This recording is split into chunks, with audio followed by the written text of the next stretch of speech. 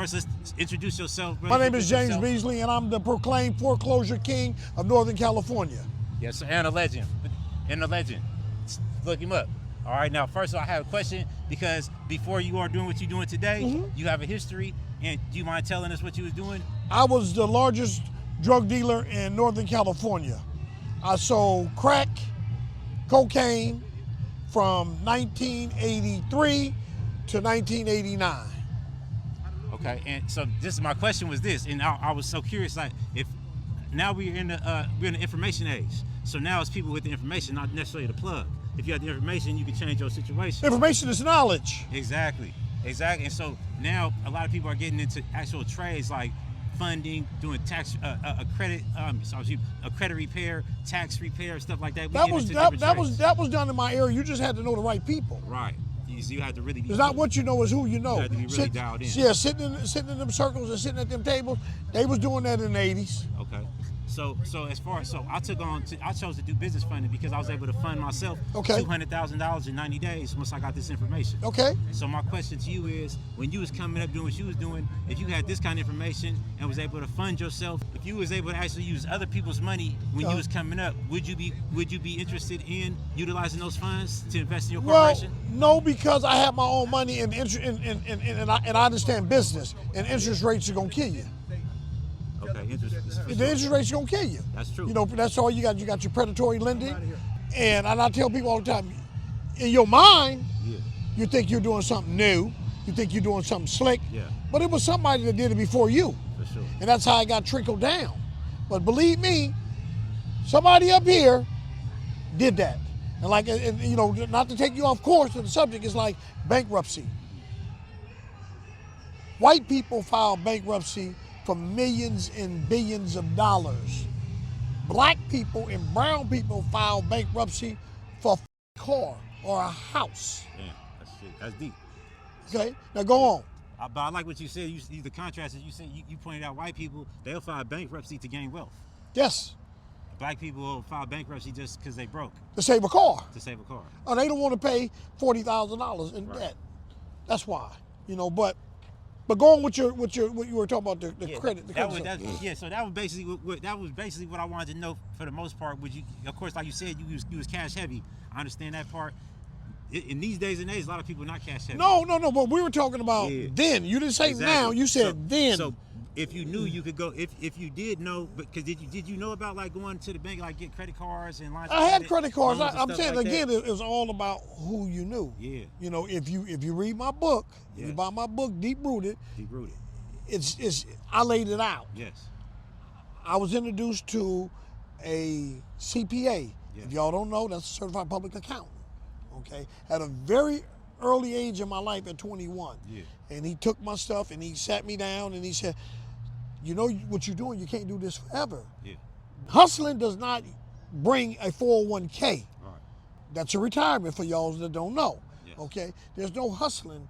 You hustle, there's no retirement. Right. You build your own retirement. Yeah. So what he did is, how much you think you're gonna need to be able to survive? Now mind you, this was 40 years ago in 1987, okay? Yes. I said, oh, if I could get, 15 grand a month, I could survive off that for the rest of my life. Mm-hmm. So we started trying to set myself up to be able to achieve that in my latter years now, where I am now. At that time, I was 23. Yeah. I'm 63 now. Yes. Okay? And if I hadn't gone to jail, I would be in that situation to go to the mailbox and get my $15,000 a month. But how many people can say that? Not many people can say that and do that. Yeah. So I knew about corporations. I know about your paydex score. I know about shelf corporations. We knew about that stuff. Yeah. That's not new to those. Yes. That's new to black folks. Yes. But I tell people all the time, I don't, rain on nobody's parade. I'm only here to help you and try to educate you to stuff that I've been through. I had credit cards, had American Express. Mm-hmm. Probably, just think, 23 years old, how many 23-year-old men you know right now got an American Express? Not too many. Not too many. Yeah.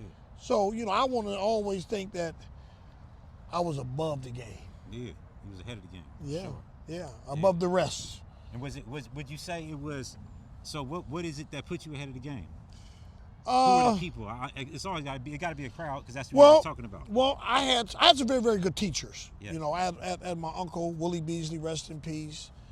You know, I had a CPA named Robert Doyle. I had a mentor, you know, James Keith.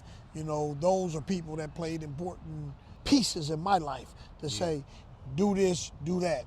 You know, of course, the famous Ron Newt. Mm-hmm. So I had people like that in coaching me on, you know, telling me, you got to do this because one day you're going to be old and you ain't going to be able to hustle. Okay.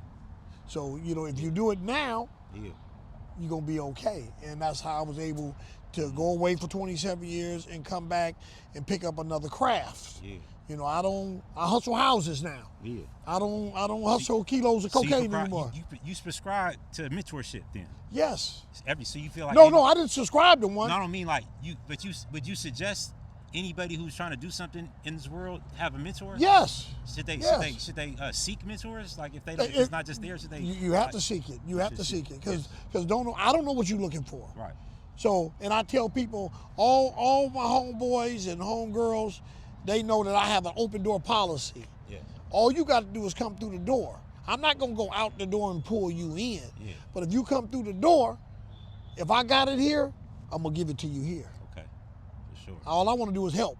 No, for sure. You know, so nobody has to go sit away in a prison cell for 27 years like I did. Yeah. You know, for me, when most people were watching BET and, you know, playing institutional sports or table games, I was studying. Yeah. I was studying my craft today. I knew what I was going to do when I came home because I knew I wasn't going to be able to hustle. So I knew I had to hustle houses. Okay. You knew exactly what you was going to do? I knew what I was going to do. Okay. And I've been, you know, successful enough to been able to do just that. You know, stand to the course. I had a couple, you know, hiccups, but you know, for the most part, I've stayed on my path. Yeah.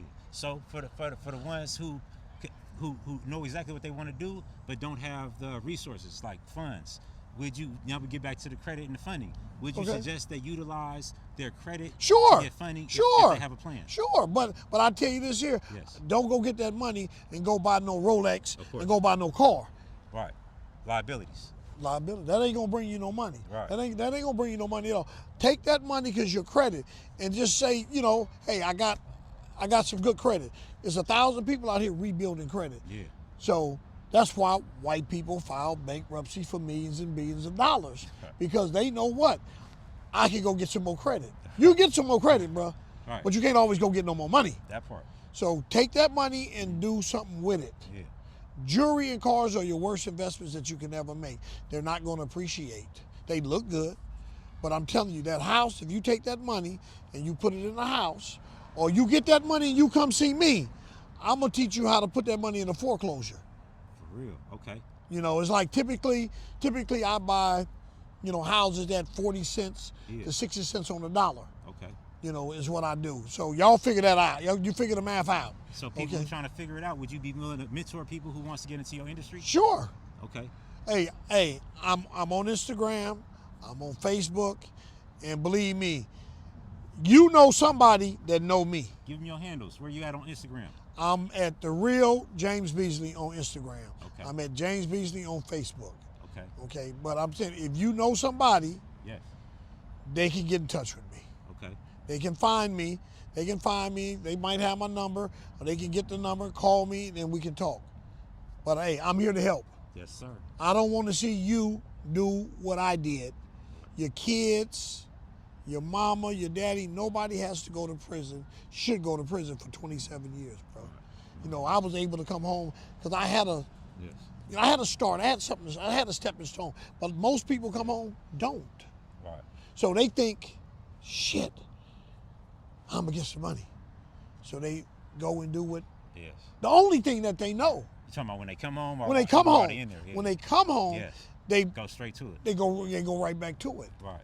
And the same thing happens again. Yes. You gonna get busted. Right. So what was it in you when you went in? Did you know you was gonna be a different person when you came home? I knew because I didn't want to, because I knew this. I did 27 years. Yeah. Most people don't do 27. I went in at 25. I'm the youngest person in the history of the United States to ever be charged for the tax evasion.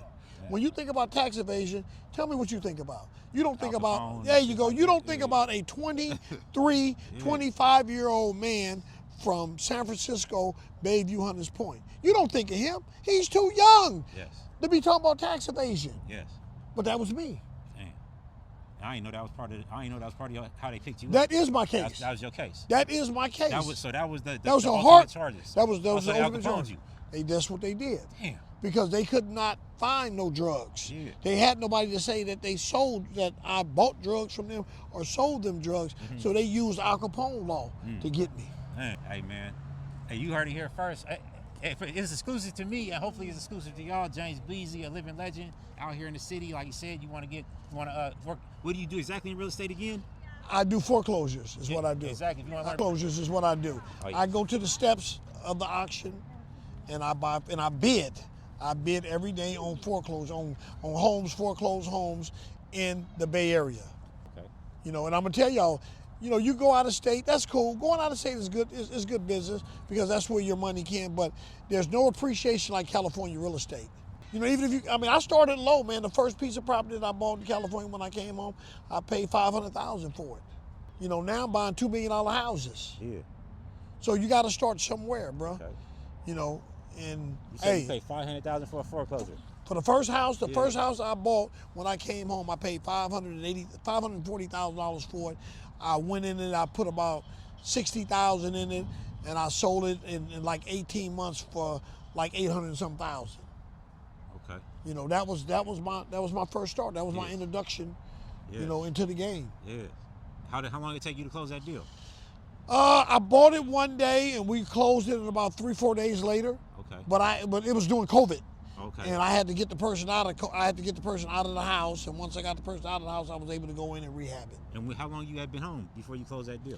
Before you started the deal? About 2 years. About 2 years. Yeah, okay. about 2 years. And was you working toward that the whole time from Yeah, when you came home? when I came home, yeah. When I was in jail, I did a lot of studying, but before I had actually left, Yes. going to jail, I was already buying real estate, but I wasn't buying foreclosure. I was just buying regular stuff. You know, I can see stuff on the market, or somebody would call me and say, "Hey, you know, so and so losing their house. Yeah. You want to buy it?" Yeah, and I would buy it. That kind of stuff. Okay. For sure. So it took you 2 years to close your first deal, though. It took me 2 years to close my first deal. So you grind. You heard that. So most people will not even do nothing for a month, 30 days is consistently. But you worked for 2 years to close that deal. But you knew what you was working for. And Yeah, you knew I your mean, game. I waited until I got my bearings together on the street. You know, I mean, so much had changed in San Francisco. You know, I didn't know where to go, what to do. Yeah. You know, then when I got out, I went to Fresno. And I paroled to Fresno, and then from Fresno, I worked my way back up to San Francisco, and then started moving around, looking and seeing what a beautiful city that we really have here. Yeah, you do. And then I said, "Hey, man, I'm ready now." No, for sure. Hey, thank you, brother. Appreciate you, man. For sure. Thanks for having me, man. This was an honor to me, for sure. Don't forget, go get I'm on Amazon. Go get it. What's the name of the book? Deep Rooted, Deep Rooted. okay, by James Beasley. Go pick up that book, boy. Quit playing.